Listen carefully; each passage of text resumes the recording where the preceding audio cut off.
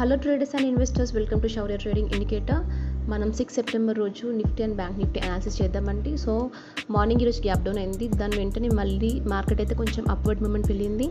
And మన indicators ప్రకారం అయితే మనకి సెల్ సిగ్నల్ కూడా వచ్చింది. అలాగే మనకి ఏదైతే నిన్నటి సెల్లర్ జోన్ ఉందో, ఇక్కడ చూస్తున్నారు కదండి సెల్లర్ జోన్. సో అక్కడే మార్కెట్ అయితే మళ్ళీ మనకి రిజెక్షన్ ఫేస్ చేసింది. అండ్ మీరు చూడొచ్చు ఇక్కడ కంప్లీట్గా మనకి రెడ్ కలర్లో వచ్చాయి కదా. సో ఇది కనిపించింది అంటే మనకైతే ఫర్దర్ డౌన్ఫాల్ అయితే మనం ఎక్స్పెక్ట్ చేయొచ్చు. సో మార్కెట్ అయితే డౌన్ఫాల్ వచ్చిందండి.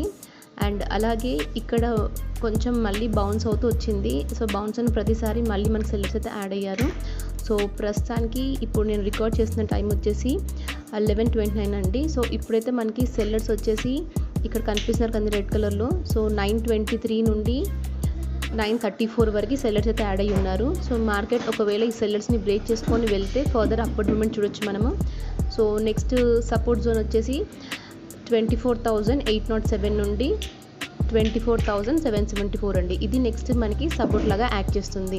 అండ్ మనం బ్యాంక్ నిఫ్టీ కూడా చెక్ చేద్దాము.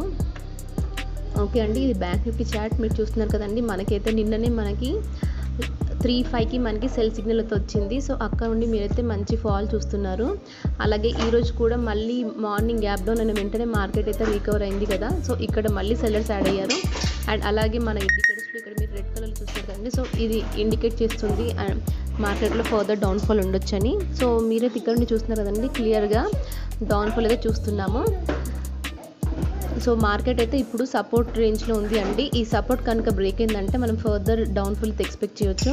సో నెక్స్ట్ సపోర్ట్ వచ్చేసి 50,450 రేంజ్లో ఉంది అండి.